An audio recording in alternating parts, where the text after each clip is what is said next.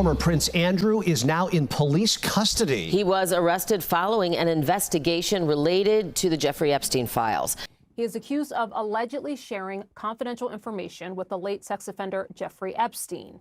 Now, Baton Windsor has previously denied any wrongdoing over his ties to Epstein. Well, there's been another high-profile arrest in the UK related to the Epstein files. Former British ambassador to the U.S., Peter Mandelson, was taken into custody late this Monday. Police say his arrest is related to misconduct probe over his ties with Jeffrey Epstein. Prime Minister Keir Starmer appointed the Labour veteran as the UK's ambassador in Washington in late 2024. This follows last week's arrest of former Prince Andrew in connection with his ties to the late sex offender. Welcome back to Adam Briefing.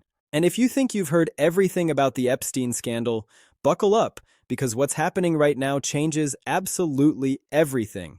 After years of nothing, after years of redacted documents and sealed files and powerful people walking free, arrests are finally happening. Like actual arrests. I want to start by asking maybe questions of what we don't know and what we do know so far. So we do know that he's been arrested on suspicion of misconduct in public office, but there's a lot of details that are still missing here, of course, Rahel. We don't know the specifics of the allegations of this investigation by the police. We're talking about a period of time between 2001 to 2011 when he was representing the UK as a trade envoy. But what are the specific allegations, the specific accusations of misconduct? We don't yet know that.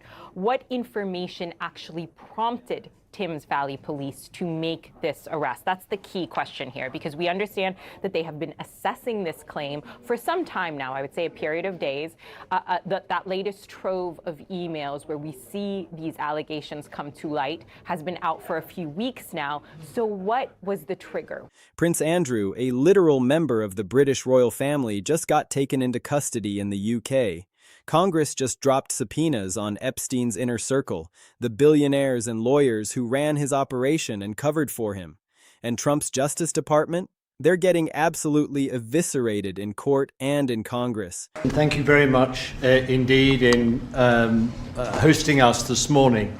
And thank you very much indeed also for that very typical 11th hour intervention by you with your phone call to the President, demanding even more out of this deal than any of us expected. So thank you for that. In June 2009, did you stay at the apartment in Manhattan of Jeffrey Epstein?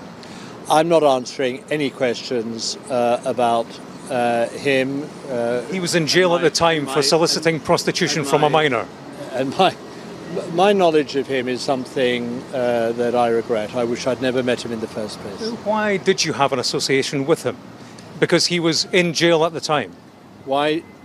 Because while real accountability is finally starting, a federal judge just exposed Trump's so-called transparency push as complete garbage, called it a smokescreen, said it was pure PR with no substance, and now lawmakers are going after Pam Bondi, accusing the Trump administration of hiding names and blocking investigations for months. This is the Epstein story finally breaking open, and Trump is caught right in the middle of it.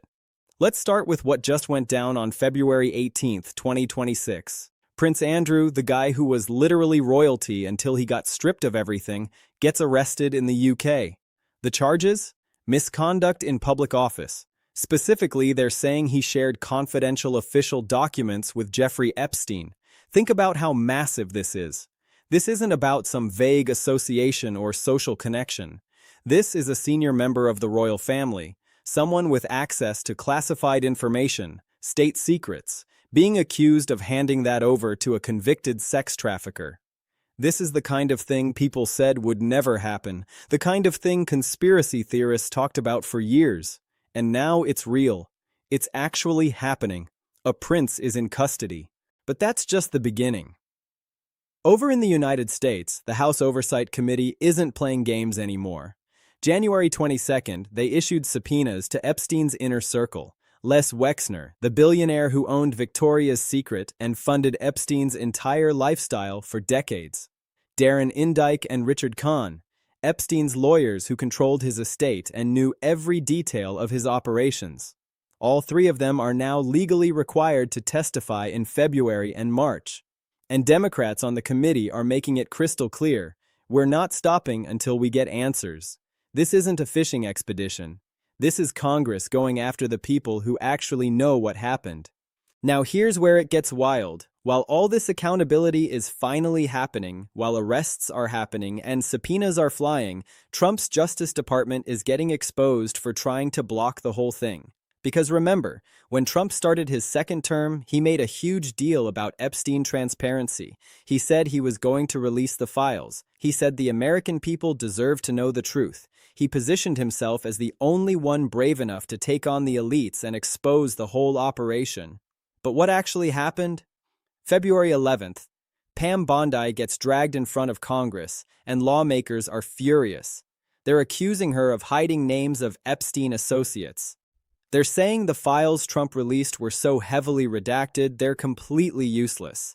They're pointing out there's an actual federal law requiring broad disclosure of Epstein-related documents, and Bondi's Justice Department isn't following it. And here's the part that destroys their credibility. Under oath, Bondi admits there are pending investigations. Wait, what? For months, Trump's team has been saying there's not enough evidence for more investigations. They've been saying everyone who should be prosecuted already was. They've been downplaying the whole thing, trying to make it seem like the Epstein case is closed, and now Bondi is admitting, yeah, actually, we're still looking into stuff. So either they were lying before or they're lying now. Either way, they're not being straight with the American people. Then comes the court smackdown that exposes the whole game. Trump's administration filed a motion to unseal certain grand jury documents, and they framed it as transparency. Look, they said, we're releasing more information. We're being open. But a federal judge saw right through it. The judge rejected the motion and called it exactly what it was: a distraction, a smokescreen. Because the documents Trump wanted to release, they didn't contain any meaningful new information. Everything in them was already public. So Trump wasn't actually adding transparency. He was creating the appearance of transparency while keeping the real secrets buried. The judge literally said this was a PR move with no substance. That's on the record now. A federal judge looking at Trump's so-called transparency effort and saying this is garbage. And that right there is the story. Trump talks a big game about exposing Epstein. But when you actually look at what his administration is doing, they're blocking investigations. They're redacting names that should be public. They're trying to control the narrative. And now, as arrests start happening, as Congress starts pulling people in, as judges start calling out the BS, it's becoming obvious that Trump wasn't leading on Epstein accountability. He was being dragged into it, and he's been fighting it the whole way. Let's dig deeper into why this moment is so massive. To really understand what's happening, you have to look at three things. First, who's getting arrested and subpoenaed and why that matters. Second, what Trump's Justice Department has actually been doing versus what they claim. And third, why judges and Congress are finally pushing back after years of nothing. Start with the arrests. Prince Andrew's situation is huge because for years everyone knew he was involved. He gave that disastrous BBC interview where he claimed he couldn't sweat and was at Pizza Express. He settled a civil lawsuit with Virginia Giuffre, who accused him of sexually assaulting her when she was 17. But he never faced criminal charges. He just retreated, got stripped of his titles, and everyone assumed that was the end of it. But now he's under arrest on charges of sharing confidential documents with Epstein. This isn't just about personal behavior anymore. This is about potentially compromising national security to help a convicted sex offender. That's the kind of charge that actually sticks. And it sends a message that if a prince can get arrested, if someone that powerful can face consequences, then nobody in Epstein's orbit is safe. Then you've got Les Wexner being subpoenaed. This is the billionaire who funded Epstein's entire operation. He gave Epstein power of attorney over his finances. He let Epstein live in his properties. And for years, Wexner has claimed he didn't know, that he was manipulated, that he cut ties as soon as he found out. But victims and investigators have always said there's no way. You don't give someone control over hundreds of millions of dollars without knowing exactly who they are. Now Wexner has to testify under oath in front of Congress. And he's not alone. Epstein's lawyers, the guys who managed his estate and knew everything about his connections, they're being subpoenaed too. These are the people who can name names. They know who was involved, who visited, who benefited, and they're about to be under oath. Now here's where Trump's DOJ becomes the story, because while all this accountability is finally happening, Trump's team has been actively trying to block it. When they released those heavily redacted files, victims' advocates said it was useless. Journalists said it added nothing new, and lawmakers started asking, "What are you hiding?" Bondi's testimony exposed the contradiction. She claimed there wasn't enough evidence for more investigations while simultaneously admitting investigations are pending. That's not just inconsistent. That's a lie exposed under oath. And the court ruling? That's the knockout punch. Trump tried to play games with grand jury documents, hoping to generate headlines about transparency while actually releasing nothing of value. The judge saw through it immediately, called it a distraction, shut it down. Think about how devastating that is. A federal judge essentially saying Trump's transparency push was fake. It was theater designed to make him look good while protecting the powerful people whose names are still redacted. And here's why that matters for Trump personally. Trump was connected to Epstein. They were friends in the 90s and 2000s. There are photos of them together. There are quotes of Trump praising Epstein. Trump even joked in a 2002 interview that Epstein likes beautiful women as much as I do, and many of them are on the younger side. Trump knew what Epstein was about. So when his Justice Department blocks investigations and redacts names, you have to ask, what are they protecting? Who are they protecting? Is it Trump's own reputation? Is it his billionaire friends? Is it powerful people who might have dirt on him? Because if Trump really wanted transparency, he'd just release everything. No redactions, no games, no PR stunts. Just here are the files, let the chips fall. But he's not doing that. He's doing the opposite. And now, as actual accountability starts happening, as arrests and subpoenas pile up, it's becoming obvious that Trump wasn't leading this effort. He was obstructing it. The only reason things are moving forward now is because Congress and the courts are forcing his hand. Victims groups are noticing. They're saying the Trump administration has been dragged into action, not leading it. They're saying we've been fighting for this for years, and Trump's DOJ has been one of the biggest obstacles. They're saying, don't let Trump take credit for something he actively tried to stop. So when you see headlines about Epstein arrests starting, when you see Prince Andrew in custody and Epstein's inner circle getting subpoenaed, don't think, oh, Trump's finally delivering. Think despite Trump's attempts to block this, accountability is starting to happen anyway, because that's the real story. Let's break down why this matters politically. First, the Epstein scandal just became real in a way it never has before. For years, it's been documents and speculation and conspiracy theories. But now we have actual arrests, actual subpoenas, actual legal consequences. You can't dismiss this as partisan attacks anymore. People are going to jail. People are testifying under oath. The truth is coming out whether powerful people like it or not. Second, Trump's so-called transparency was always a lie, and now we have proof. A federal judge called his effort a smokescreen. His own attorney general admitted under oath that investigations are ongoing after months of claiming there was nothing to investigate. Victims groups say he obstructed, not helped. The evidence is overwhelming. Trump didn't want Epstein accountability. He wanted to look like he wanted it while protecting the powerful. Third, this exposes the double standard that makes voters furious.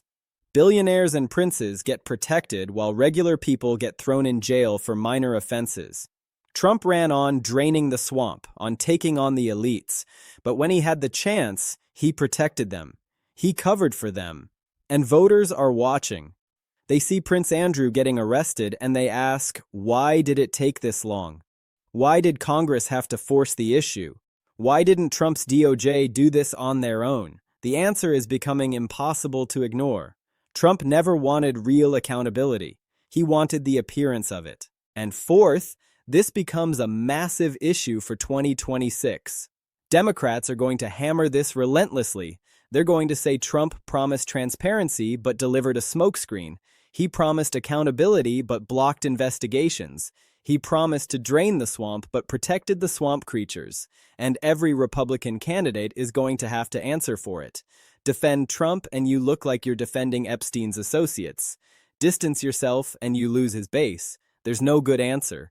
The timing is perfect for Democrats because this story has legs. Prince Andrew's case will play out for months. Wexner and Epstein's lawyers will testify in Congress. More revelations will come. More names will surface. And every time something new drops, it reminds voters that Trump had the power to expose all of this and chose not to. So, here's where we stand. The Epstein scandal is back. Arrests are finally starting, subpoenas are flying, and Trump's Justice Department is being exposed for blocking accountability instead of pursuing it. A federal judge shut down his fake transparency effort and called it a smokescreen. Pam Bondi admitted under oath that investigations are ongoing after months of the administration claiming there was nothing to investigate. Victims groups say Trump was dragged into this, he didn't lead it. And what does that tell you? It tells you that Trump's whole anti-establishment brand is fake. He talks about taking on the elites, but when he has the chance, he protects them. He talks about exposing corruption, but when documents are in his control, he redacts them. He talks about draining the swamp, but when his Justice Department could prosecute powerful criminals, they cover for them instead. Voters are watching. They see Prince Andrew getting arrested. They see Epstein's inner circle getting subpoenaed. And they're asking, why did it take this long? Why didn't Trump's DOJ do this on their own? The answer is that Trump never wanted real Epstein accountability. He wanted the appearance of it. He wanted to look tough.